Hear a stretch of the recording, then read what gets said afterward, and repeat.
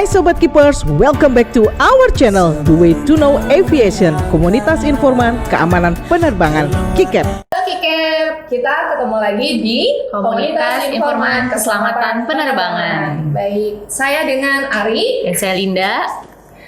Baik, kita pada siang hari ini kedatangan dua narasumber penting. Ini jauh-jauh loh, datang dari Jakarta. Kita perkenalkan saja ya Mbak Linda ya. Langsung aja kita silakan Mbak Linda. Ada Mbak Nofta dari Biro SDM dan Organisasi Kementerian Perhubungan.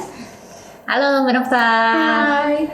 Dan juga ada Mbak Sarah dari Bagian Kepegawaian dan Organisasi Dirjen Perhubungan Udara. Halo Mbak. Mungkin di ini bagian SDM. Iya, bagian SDM dan Organisasi Dirjen Perhubungan Udara. Ya. Oke, kita tadi sudah perkenalan, semuanya berkaitan dengan SDM dan organisasi. Nah, kita mau ngebahas apa sih ini Mbak Linda? Kok kita ada bahas SDM dan organisasi? Nah, hari ini kita mau ngebahas tentang masalah rumah tangga seorang PNS. Oke, jadi masalah rumah tangga seorang PNS. Kita jangan buat masalah ya. Jangan Ya. Baik, kita mungkin bahasnya adalah kehidupan berumah tangga PNS, seorang PNS. Jadi PNS itu kalau mau menikah kita melapor. Ya betul, lapor ke kantor. Lapor ke kantor bagi seorang PNS.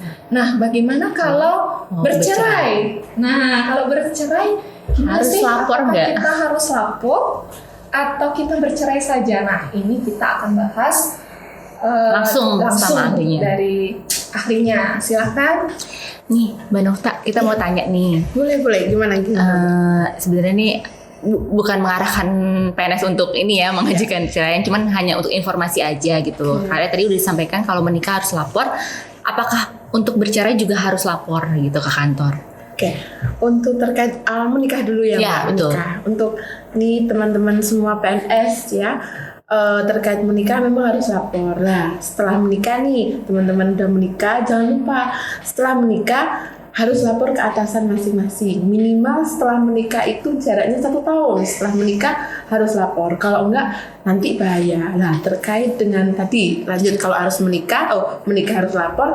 Jadi cerai gimana? Apakah harus lapor? Lah, mungkin Mbak Sarah terkait perceraian gimana Mbak? Menurut Mbak Sarah? Iya, kalau bercerai tentunya PNS itu kan pegawai negeri sipil atau ASN ya sekarang ya Mbak. Jadi tuh kita banyak dilindungi oleh peraturan-peraturan gitu ya. Salah satunya ketika PNS akan bercerai pun ada tuh aturan-aturannya. Nah, aturan itu sendiri ada di dalam PP 45 tahun 90, Junto PP 10 tahun 83 tentang izin perkawinan dan perceraian bagi PNS. Mungkin buat teman-teman kita mungkin yang belum tahu boleh dibuka-buka gitu ya. Nah, untuk PNS sendiri itu kalau mau bercerai bisa, boleh dan diizinkan gitu ya. Asal ada beberapa syarat-syarat yang harus dipenuhi gitu ya, dan harus ada izin tentunya dari atasannya gitu. Pejabat yang berwenang gitu ya. Nah, mungkin bisa dijelasin ya Mbak dari pejabat yang berwenangnya itu siapa aja yang berhak nih untuk memberikan izin gitu. Jangan sampai salah nih karena mungkin cukup kayaknya sampai di kepala kantor misalkan ya gitu. Ternyata enggak loh, kita ini kan vertikal ya, pegawai vertikal. Jadi kalau mau izin itu prosesnya memang agak panjang. Mungkin nanti untuk prosedurnya mungkin Mbak Nofta bisa jelasin ya. Menambahkan dari Mbak Sarah, jadi sebenarnya boleh bercerai, akan tetapi memang ada alasan-alasan yang harus dipenuhi. Mungkin nanti bisa dibaca langsung di PP yang tadi bisa disebutkan sama Mbak Sarah. Untuk prosedurnya, yang nanti akan menandatangani surat izin cerai atau surat keterangan cerai itu terutama untuk golongan 1 sampai golongan 2 itu yang berwenang adalah eselon 2 masing-masing. Dalam hal ini eselon 2 di bidang kepegawaian. Misal nih kita karena di lingkungan Direktorat Jenderal Perhubungan Udara, maka yang berhak untuk memberikan kewenangan tersebut adalah Pak Sesdit Udara. Seperti itu. Kalau golongan 3, golongan 3A sampai golongan 3D yang berhak untuk memberikan kewenangan memberikan izin atau surat keterangan cerai itu adalah Pak Sekjen, dalam hal ini Sekretaris Jenderal Kementerian Perhubungan. Kemudian gimana dengan golongan 4? Golongan 4 ke atas, 4A sampai 4D atau E yang berhak untuk memberikan izin tersebut sesuai dengan aturan adalah Pak Menteri, yaitu Pak Menteri Perhubungan. Terus untuk mencapai di situ, untuk bisa mendapatkan izin, banyak step-stepnya atau langkah-langkahnya. Yang pertama adalah tahap mediasi. Dan di mana ini tahap mediasi mungkin sudah paham lah mediasi ini apa. Mempertemukan antara suami atau istri ini dalam satu ruangan untuk dipertanyakan, untuk diklarifikasi lagi nih sebenarnya kenapa kok sampai harus bercerai? Apakah tidak ada langkah-langkah yang pas lah ya untuk memperbaiki hubungan rumah tangga itu, karena memang pada dasarnya menikah itu kan bagus-bagusnya, jangan sampai nih waktu bercerai yang diceritakan tuh jelek-jeleknya itu loh. Kadang itu ya, siapa tahu dengan adanya mediasi ini terus merefresh lah kenangan bahagia itu yang jadinya mau bercerai nggak jadi bercerai. Itu semangatnya mediasi kita itu seperti itu ya Mbak. Mungkin ada tambahan dari Mbak Sarah? Mungkin itu untuk kalau PNS yang akan bercerai gitu ya, artinya dia berencana untuk menggugat gitu ya. Nah mungkin perlu dikasih tahu juga nih Mbak Nofta bahwa ada jangan sampai keliru ya, itu kalau untuk PNS yang akan bercerai. Kalau PNS yang digugat cerai bagaimana? Nah itu ada lagi itu namanya surat keterangan melakukan perceraian. Prosesnya hampir sama dengan surat izin dan kewenangannya yang memberikan juga sama gitu. Tapi memang hanya di perbedaannya adalah kalau ketika dia digugat itu surat keterangan cerai, surat keterangan melakukan perceraian gitu. Jadi kalau posisinya kita digugat nih, kadang banyak nih teman-teman yang ngomong saya digugat nggak perlu lah saya izin kayak gitu kan. Terus jadinya seolah-olah dia menghilangkan nih kewajiban dia untuk lapor. Terus tahu-tahu izinnya ke atasan, Pak saya sudah cerai nih, pakai bawa akte cerai kayak gitu kan. Nggak boleh ya. Nah itu bahaya itu. Bukan bahayanya mungkin nanti kita bahas terkait status itulah ya. Nah kemudian gimana untuk mengantisipasi itu? Ya biasanya kalau teman-teman yang digugat nih ada relas panggilan dari pengadilan, mungkin dari pengadilan agama atau pengadilan negeri lah. Dari situ bisa langsung dilaporin ke atasan langsung, mungkin ke Kasubag TU atau kepala kantor, langsung ngomong Pak saya digugat nih dengan pasangan saya kayak gitulah. Nanti dari pimpinan itu berjenjang, prosesnya sama, akan dimediasi dulu sampai akhirnya mendapat surat keterangan cerai kayak gitu. Oh gitu, berarti kalau boleh kita review ya Mbak Linda ya, tadi antara menggugat dan digugat. Nah, menggugat itu ada proses mediasinya dulu. Nah, yang saya mau tanyakan ini Mbak Nofta sama Mbak Sarah mungkin bisa memberikan kami pencerahan ketika proses pengajuan ke kantor itu apakah berbarengan dengan proses pengajuan di pengadilan? Nah, mungkin bisa diberikan pencerahan Mbak? Iya, jadi betul Mbak. Jadi yang pertama kali harus ditunggu sebagai data dukung untuk melapor ke pimpinan atau atasan langsungnya adalah rilis panggilan sidang dari pengadilan agama ataupun pengadilan negeri gitu. Jadi ketika dia sudah mendapatkan rilis dari pengadilan, baru dia melaporkan ke pimpinan. Nah, biasanya kan kalau sidang itu agak cepat ya, jadwalnya seminggu. Nah, sebetulnya bisa kok ditunda dan ada format penundaan sidang namanya surat. Nanti mungkin PNS kita bisa bersurat ke pengadilan, ke hakim gitu ya, ke hakim untuk menunda gitu loh, menunda jalannya persidangan sampai dengan surat izinnya keluar, surat keterangannya keluar gitu. Nambahkan sedikit mungkin ya. Jadi kalau yang katakan yang ingin bercerai PNS kita itu nggak boleh ke pengadilan dulu, harus dapat surat dulu. Berarti harus proses di kantor dulu. Iya betul. Harus proses di kantor dulu. Kalau baru sudah keluar surat izinnya, baru proses secara hukumnya ya. Itu kalau PNS kita yang ingin bercerai. Tapi ada kondisi di mana PNS-nya digugat, maksudnya dicerai sama pasangannya lah. Itu prosesnya mereka sudah dari pasangannya yang non PNS ini sudah berproses terlebih dahulu di pengadilan sampai akhirnya kita dapat surat dari pengadilan yang namanya tadi relas panggilan baru berproses. Jadi ada perbedaan. Mana nih yang ingin cerai berarti dia harus menunggu baru proses hukumnya. Tapi kalau dia yang dicerai itu dia udah berproses hukum baru berproses administrasinya seperti itu. Kita langsung nanya sanksi. Aku mau nanya sanksinya nih. Oke, Mbak. Kalau PNS yang digugat ataupun menggugat gitu, kalau dia tidak lapor, sanksinya apa? Nah ini terkait sanksi lah. Sanksi ini memang agak berat ya terkait dengan permasalahan rumah tangga ini Mbak. Ada dijelaskan di PP 41, pasal 41 PP 94 tahun 1921 tentang disiplin PNS. Itu jelas terkait dengan semua masalah rumah tangga itu hukuman disiplinnya berat. Nggak ada tuh kata ringan ataupun sedang, itu nggak ada, walaupun di PP tersebut ada jenjangnya. Tapi untuk case terkait rumah tangga berat, itu berat. Nah, tadi yang saya tanyakan sama Mbak Linda nih terkait gimana nih kalau PNS nggak mengajukan izin dia atau surat keterangan, tiba-tiba ujuk-ujuk langsung memberikan akte gitu kan, itu atasan langsung berhak untuk memproses terkait itu tadi tidak mendapatkan izin cerai. Hukuman disiplinnya itu berat Mbak. Jadi berat itu pasti tanya nih apa nih berat ya gitu kan. Biar tahu nih berat apa nih, biar mikir nggak jadi Mbak Linda ya biar langsung ngena gitu kan. Jadi kalau mau cerai itu kita mikir dulu nih karena sudah di state bahwa perceraian itu adalah berat hukumnya. Jadi nggak jadi cerai ya. Jadi harus berpikir ulang prosedur administrasinya biar benar gitu kan.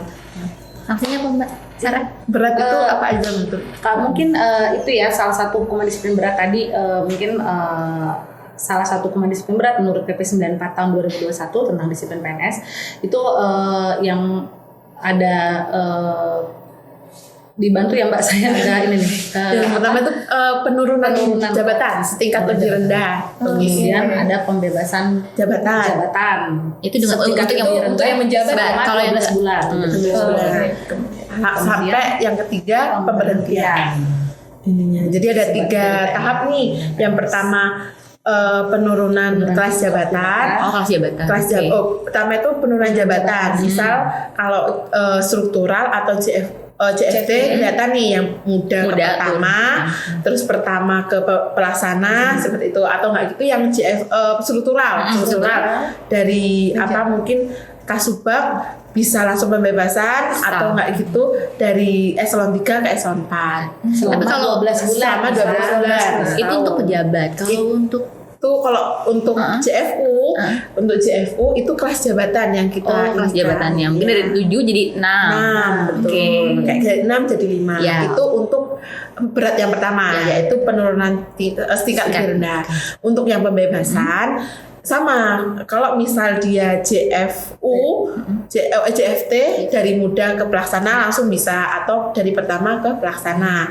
Kalau struktural juga sama, jadi kalau sekarang katakannya non job lah seperti itu, atau langsung ke pelaksana kayak gitu. Tapi kalau untuk CFU gimana lah? Untuk CFU ini mainnya sama di kelas jabatan. Jadi misal dia dari 7 tapi kelas jabatan paling rendah di Kementerian Perhubungan. Misal nih di Kementerian Perhubungan kita paling rendah 5. Berarti dia harus dari 7 ke 5. Atau misal siapa tahu nih tahun depan batas jabatannya ganti, ada yang paling rendah sampai 3 gitu kan. Bisa jadi sampai 3. Berat ya.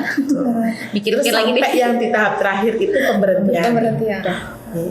Tapi yang paling berat memang pemberhentian. Pemberhentiannya dengan hormat tanpa tidak atas permintaan sendiri. Ada pernah case gitu nggak sampai dengan pemberhentian? Kalau itu nggak sedikit, banyak. Tapi dengan model yang lain, dengan banyak model yang kasus lah, gitu, sampai akhirnya diberhentikan. Nggak yang, maksudnya mohon maaf ya, nggak yang cuman cerai tanpa izin, tanpa pemberhentian gitu, enggak. Tapi pasti ada hal-hal lain yang sekiranya memberatkan seperti itu, bisa sampai pemberhentian. Aku mau nanya nih, kalau yang mengajukan gugat, jadi suami istri itu sama-sama PNS gitu. Gitu. Itu yang mengajukan gugatan harus siapa? Apakah harus suaminya atau harus istrinya? dua-duanya PNS nih. Iya, dua PNS nih Oke. gitu. Yang harus mengajukan itu bisa suaminya atau istrinya? Bisa keduanya. Bisa keduanya. Iya, bisa keduanya. Tapi ada ini nggak? Ada aturan-aturan misalnya kalau suami gugat, ini kalau istri yang gugat ada aturan lain gitu? Kalau soal itu, kalau yang istri yang menggugat, maksudnya PNS perempuan, jadi kita bilang PNS pria dan PNS perempuan. Kalau PNS perempuannya yang menggugat, mungkin ada satu kewajiban yang bisa hilang, yaitu dia bisa kehilangan hak sepertiga gaji dari si PNS laki-laki gitu ya, atau si suaminya yang notabene PNS ini gitu. Tapi kalau PNS laki-laki yang menggugat, dia harus berkewajiban ya, itu ada di PP, harus membuat surat pernyataan pembagian sepertiga gaji untuk mantan istri dan anak-anak, sepertiga gaji untuk anak-anak. Jadi kalau mungkin ini bukannya saya mau ngajarin apa gimana nih, apalagi kita PNS perempuan juga nih, cewek-cewek enggak, tapi mungkin teman-teman juga yang kebetulan PNS perempuan juga sama kayak kita, mungkin bisa diperhatikan yang terkait hal itu gitu ya. Jadi kalau memang kalau ada case dua-duanya udah sepakat cerai, mungkin ya dipertimbangkan gitu ya, yang terkait tadi seperti pembagian gajinya seperti itu. Itu otomatis atau gimana? Otomatis kalau misalkan si laki-lakinya gugat cerai gitu ya, terus kan lapor apa segala macam, nanti kan ditanya mana surat pernyataan pembagian gajinya, dia harus buat itu. Tapi mereka PNS pria juga berhak menolak untuk memberikan sepertiga pembagian gaji untuk mantan istrinya apabila jadi ada pengecualian kalau misalkan amit-amit mantan istrinya selingkuh, berjudi, mabuk gitu, yang madat gitu-gitu yang Mbak Nofta ya. Seperti itu dia bisa kehilangan hak sepertiga pembagian gaji dari mantan suaminya gitu. Kalau yang gugatnya suaminya PNS tapi istrinya bukan PNS, itu juga sama nggak dapat?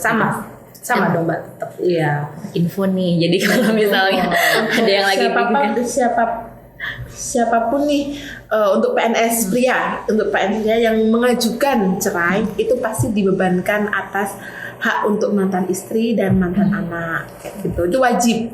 Tapi bisa dikecualikannya tadi yang disampaikan sama Mbak Sarah, apabila mantan istrinya ini ada hal-hal yang sekiranya mungkin KDRT, pemboros, pemabuk, itu bisa dikecualikan atas itu. Tapi begitu juga apabila yang mengajukan istri itu terbebas sebenarnya, PNS pria untuk sepertiganya itu terbebas itu.